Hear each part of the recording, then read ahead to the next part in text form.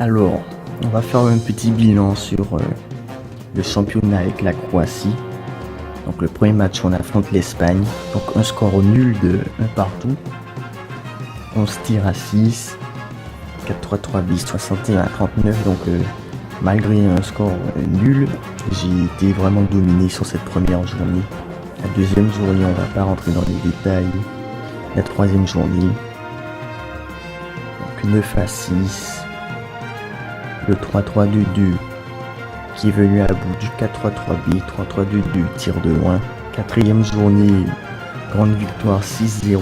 Là on réitère face au même adversaire 2-0, 3-1. On va pas rentrer en détail face aux ordinateurs. Là, un match nul 1-1. Après je dis qu'on va pas rentrer au détail face aux ordinateurs, mais peut-être que il y avait des joueurs et qu'ils ont quitté, on ne sait pas. Donc 14 tirs à 9. 4-3-3-B face à un 4-3-3-B. Match nul malgré un 4-3-3-B qui a dominé l'autre 4-3-3-B. Ici, une victoire 3-0 face à la Belgique. Il y a un match important, une victoire 2-1 face à l'Angleterre qui était premier à ce moment du championnat, je crois. 17 tirs à 6. 4-4-2-B face à un 4-3-3-A qui a largement dominé son 4-3-3-A. Donc là on a un quart de finale où on s'est imposé 5-1, un partout face à l'Allemagne qui, je me rappelle, l'entraîneur a quitté il n'y a pas longtemps. C'est dommage car vous verrez tout à l'heure au classement qu'il était très très bien positionné. Il a un match important face à l'Italie. 14 tirs à 8, 4-3-3-A qui est venu à bout du 4-4-2-A. Ici une grosse volée que c'est plus petit Zizi du 19. 8-0. Là, encore un match nul face à l'Espagne. 2-0.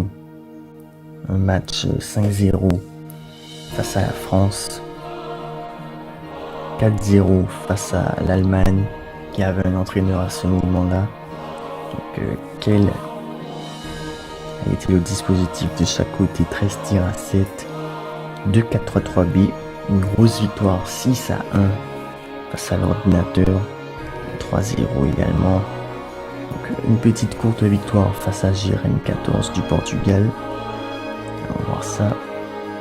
10 tirs à 9, 45% à 55, le 4-4-2-B et le 4-3-3-B qui ont joué à armes égales, on va dire. Victoire 2-0 face à la Belgique de Philippe. Donc 11 tirs à 7. Un 4-3-B qui est venu à bout du 4-2-4-A, 62 à 38.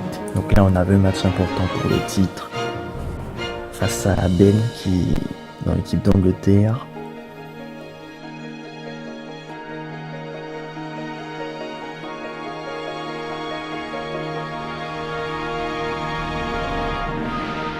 Le match pour le titre qui a désigné le vainqueur. Donc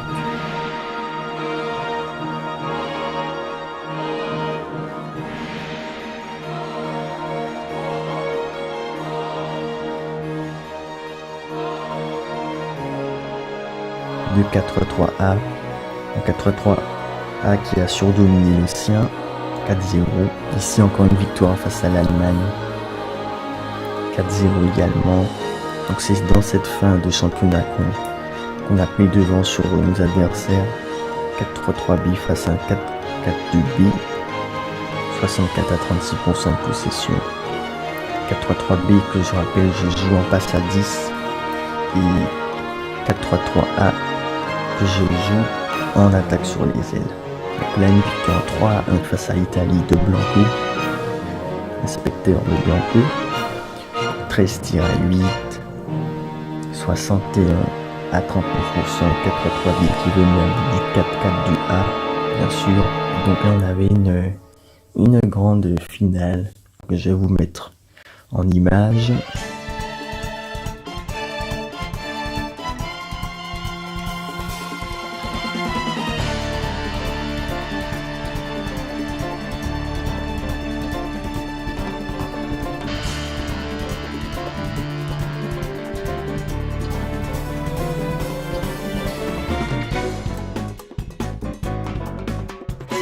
6-2 face à l'Angleterre.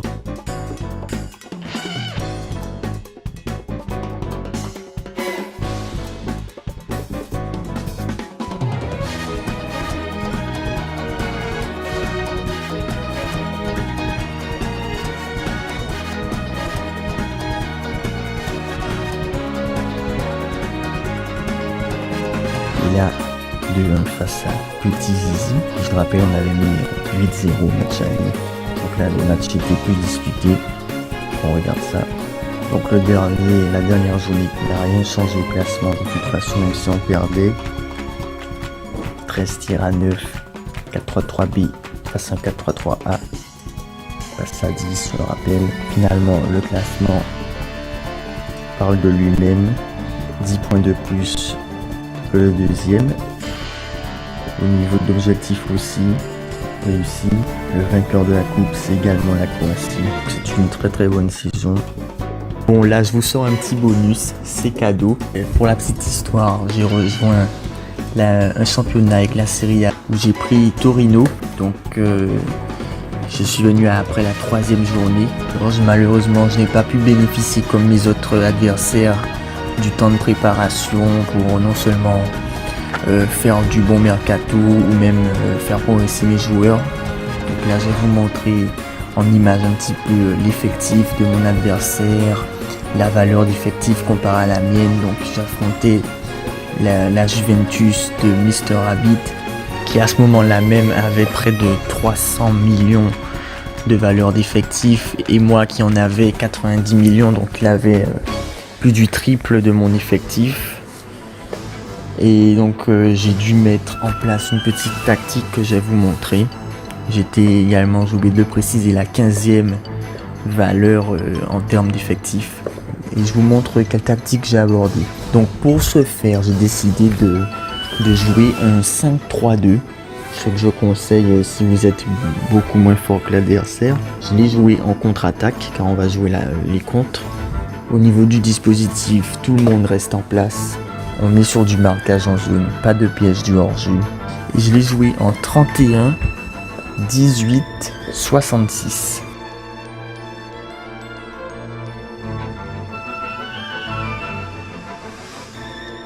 Et on se quitte et on se dit à la prochaine pour une nouvelle vidéo sur OSM.